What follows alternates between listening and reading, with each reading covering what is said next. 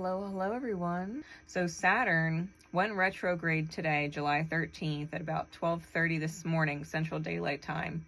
And it's going to stay that way until around November 28th at 1:24 a.m. Central Daylight Time. All of these readings are meant to help you understand what the different themes or energies going on for this retrograde are going to look like.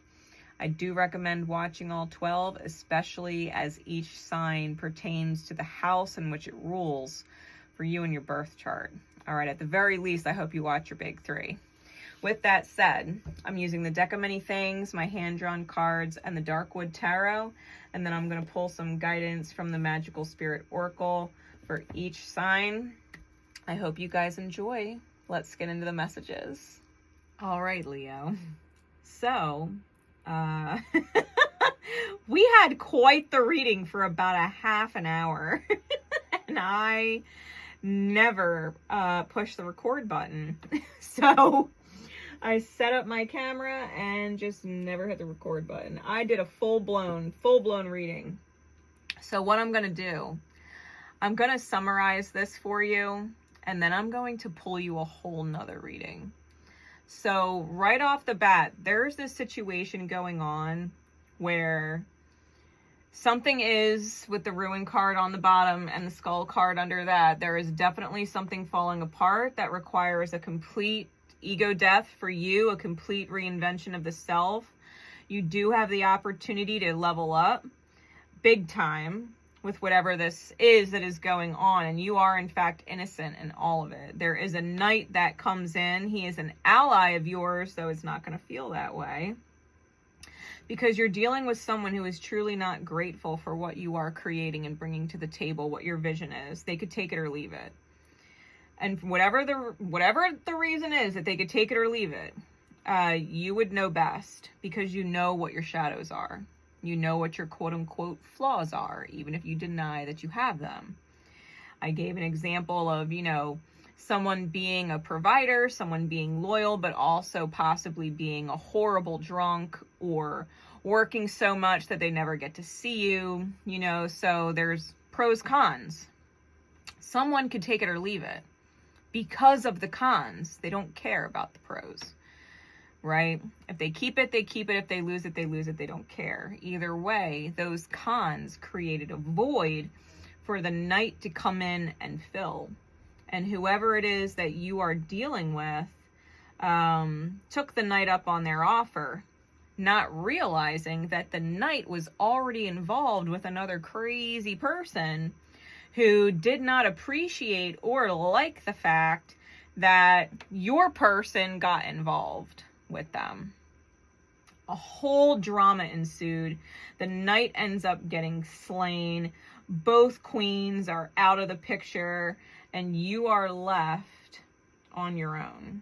Go up hard, needing to look at your snakes, right? The snakes in your shadows, your demons, and really get a hold of those cons. Okay? Because the divine is going to move you forward with the Chariot to an Ace of Pentacles, fresh foundation, but it's going to require effort of you, that you do get rid of this confusion or fog or indecisiveness about what it is you really want to manifest with the Seven of Cups, because if not, this ugly demon is going to rear its head. And you are going to have to face the music all over again with a new situation. Right? Whether it's a new situation with the old person or a new situation with a new person. Either way, you're going to relive it if you don't upgrade yourself, right? If you do not evolve yourself. We got Memento Mori as the guidance card. Life, presence, depth. The meaning is in the middle, right? It's master number 22. And it was talking about being present. Being present, being profoundly grateful for all that you have and how the universe works in your favor and the opportunities that you have to create something amazing with your life. Not to squander it, right? Not to squander the moments. Memento Mori. There's a part of this card I'll just read for you real quick.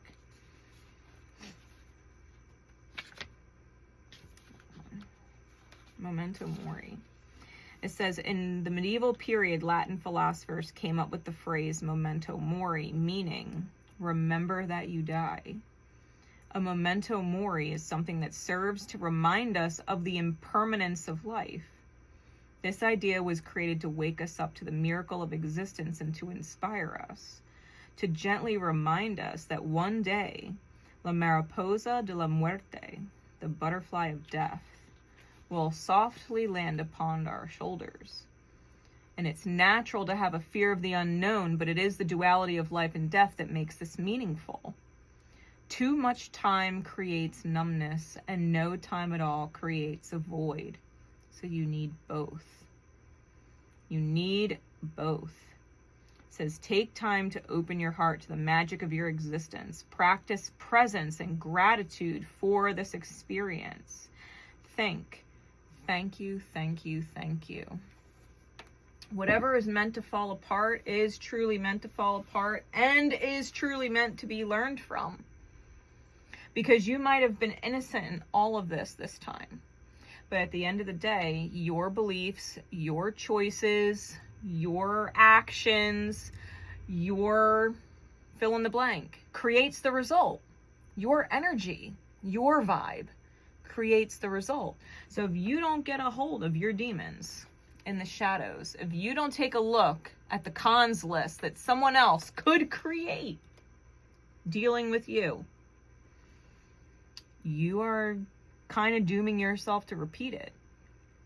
If it's not your fault this time, could you really, because you're not ignorant, you're sitting here listening to my reading, right? Could you really not blame yourself if it were to happen a second time or a third time and the results became like a pattern? It's a pattern now. How is it that you keep attracting the same result? It's because the ego death didn't happen. The evolution didn't happen. The growth didn't happen. The healing didn't happen. The control over your demons didn't happen. So it's repeating. You got to figure out what your demons are and make it a point to glow way up, right? To glow way up so that this does not repeat. Be really thankful for the knight who came in and got slain to show you that you had an ungrateful person in your experience. Someone who was not grateful for all of the pros on the list because of the cons. Because of the cons. This is what this knight, this ally came in to help you see. Yes, you should be grateful for your own strengths and what your strengths create, but you should not ignore the cons. The cons is where we repeat past pain, and it turns into pain patterns, right? You have a huge chance at leveling up with this. Huge chance of prevailing, especially if you don't forget what your value is and how you might have gotten in your own way. Okay? With that, I'm going to wrap this up. I'll throw the new shuffle up there and we will continue with a new reading. All right, Leo. Love you guys. Okay, Leo. So I've pulled all new cards. And we definitely have a similar message. It might even give you a little more insight than the summary of the first read. So we've got the void on the bottom with the guide underneath and the rogue. The rogue is about understanding that you have an NPC in your life. Okay, this is not a main character energy. This is not someone who is meant to be in your soul family. This is a lesson, right? Whoever this person is a lesson. You are in the middle of the alchemy set. So chaos and time, right? To take the lead within you and turn it into gold. There is a betrayal here. A big betrayal. Something that you originally wished for, right? It was a dream come true, so to speak. But it's like one of those, be careful what you wish for. Like if it seems too good to be true, it probably is. You're going through the reforge, right? The reforge. Your Chiron wounds is a big deal. It's something that you've maybe been healing for lifetimes. You might have connected with this person to begin with because there was a Chiron connection somewhere in your chart and theirs. We have the Devil with the Two of Wands. And in this particular Devil card, there's a boy, not a king or a knight, but a boy standing in front of the Devil. And the Devil does not have the chain around the boy's neck, but he's holding it like he's trying and thinking about how he's going to get that chain on there. The boy is wielding a sword, okay? Your inner child knows the truth, and you are up against one of your devils, right? This is an internal war, an attachment, an addiction, a false belief, all of the above, right? But it's something toxic. And you're at a crossroads with the Two of Wands. You've got to tune into your intuition and take responsibility for yourself, because this devil might be really big compared to you. It may have some kind of paternal connection, right? Because the devil is Capricorn, it's Saturnian, and it represents the father. It represents some kind of structure, right? That you possibly grew up in or spent a lot of time experiencing. It might seem normal to you to partake in whatever this attachment or addiction is, but it is not in alignment. Just because it's familiar doesn't mean it's in alignment. And you're at a crossroads. It is quite possible that you're a workaholic. It is quite possible. And are committed to what you manifest. You know, you are committed to the manifestation. If you work hard, it's because you have a certain lifestyle that you want to provide for yourself to experience. If that includes other people, then it means that you are also committed to the lifestyle that they want, right? And making that lifestyle work. There is some kind of lie, deception with the Seven of Swords reverse that comes to the light, especially being clarified by the Ace of Swords. And you are moving away from it, whatever this quote-unquote Lovers card is, this divine mirror, whatever the Lovers represents. It is something that you have partnered with, whether it is a partnership of romance or a partnership of business, whatever it is. You realize that you cannot move forward with it. It is no longer the Nine of Cups. It is the Eight of Cups. And you sticking around is not going to change anything.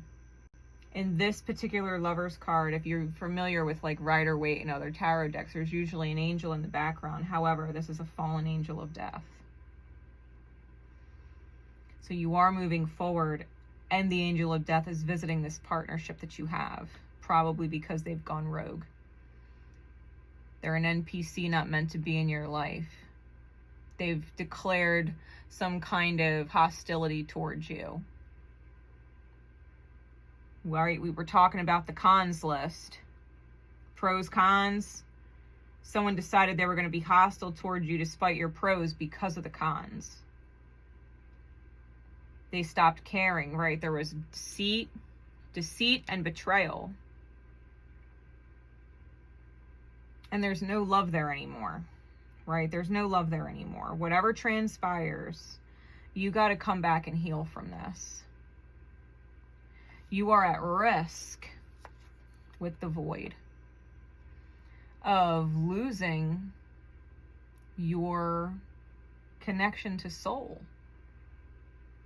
You are at risk of essentially living life in a catatonic state. Going on an adventure to help you rediscover or find your soul, which is never fucking fun. It's never fun having to re-find your soul. You will go through hell to retrieve your soul, especially if that's where it went.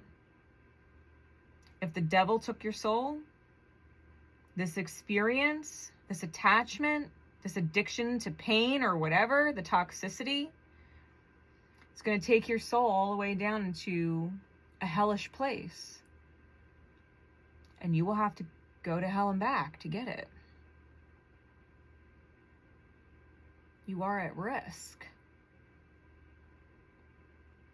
Remember, the first reading was talking about you having an opportunity to seriously glow up from this because you were innocent in it all.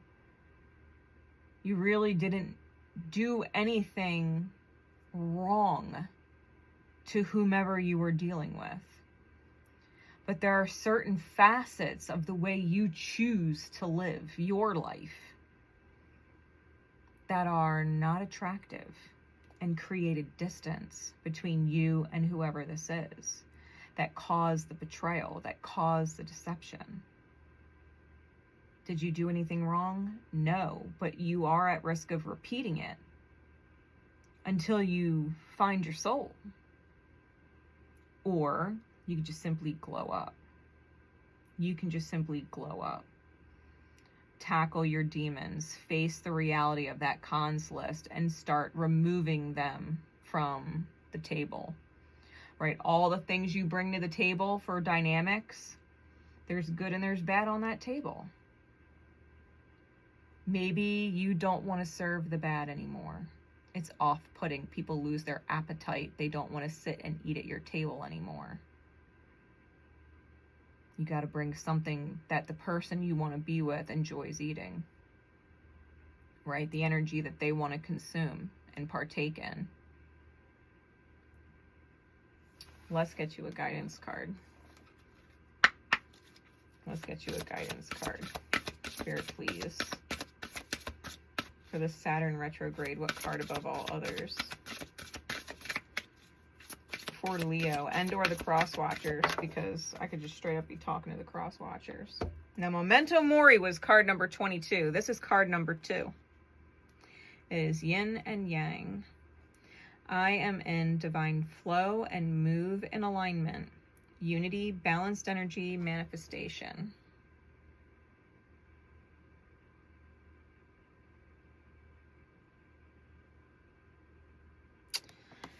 All right.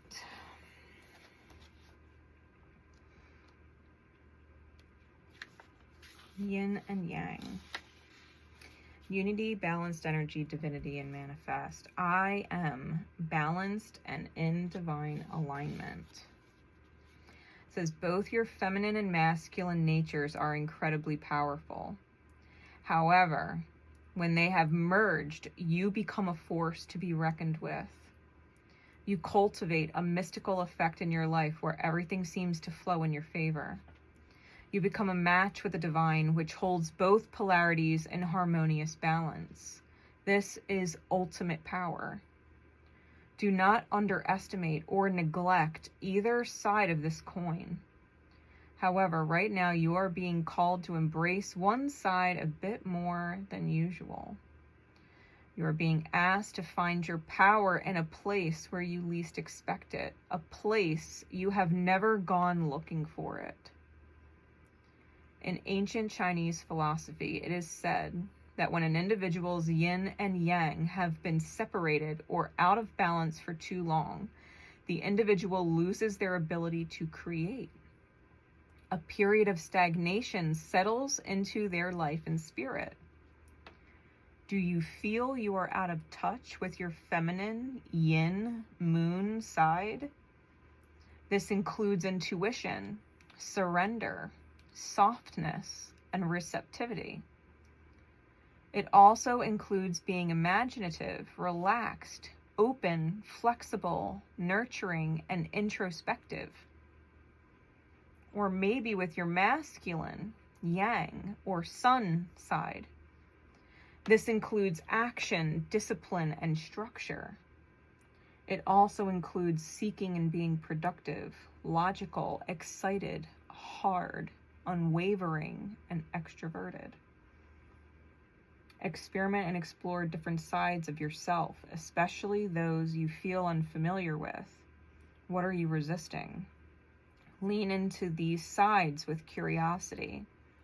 Approach your love life, career, ambition, creativity, or routines in a new way. Watch them expand and evolve. Practice embracing a different type of energy. Research feminine versus masculine energy characteristics. Your feminine is your intuition. It is what receives the experience that the yang or masculine chooses and takes actions on. When your masculine yang chooses something, what does the feminine receive, right? Your feminine energy. What do you receive? In the moment, maybe having a drink takes the edge off. It feels good. Maybe having a drink too many nights in a row, one too many times, right? One too many drinks, too many times in a row.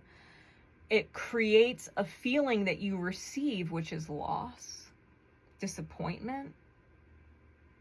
So you have to think not just about the short term, but the long term. Yeah, it might feel good in the moment, but does it ultimately feel good at the end of the day when you get the result? Yeah, working might feel really good to make this money and whatever, but does it feel good to not have time for the people that you love? Or have time to do the things you want to do with them? Are you working maybe too much? Right, your feminine receives the result of the choice and feels some type of way about it. So the feminine is either going to feel good, you're going to want to keep doing it because it's amazing. It creates and yields positive energy as a result. Your partner is in love with you. Your partner is loyal. Your finances are well off. You have plenty of time, right? All of these feel-good feelings. Or is it resulting in losses? Is it resulting in betrayals? Is it resulting in deception? And that's what you're feeling because of the choices you're making. When the masculine and the feminine start communicating, because the feminine will warn you, right? The intuition will be like, I don't know if you should make that choice. Yeah, it might feel good in the moment, but I don't think it's going to feel good in the long run. I wouldn't choose it. Find a different way to feel good. Maybe you're used to coming home, right? As an example, maybe you're used to coming home from work and pouring yourself a drink and zoning out into video games or a TV show for hours. Maybe instead, when you come home from work, wash the day off, take your shower, go and do something with your partner. Maybe you guys go for a walk. Maybe you go in the kitchen and cook with your partner. Right? Maybe you exercise. Maybe you stop and go to the gym instead of having a drink. Maybe you go to the gym. Tell yourself you're only going to spend 20 minutes, half an hour max a day in the gym to unwind instead of using a drink for that. Right? Healthy alternatives. Make sure your masculine and your feminine are communicating clearly and that you are respecting them both as equals.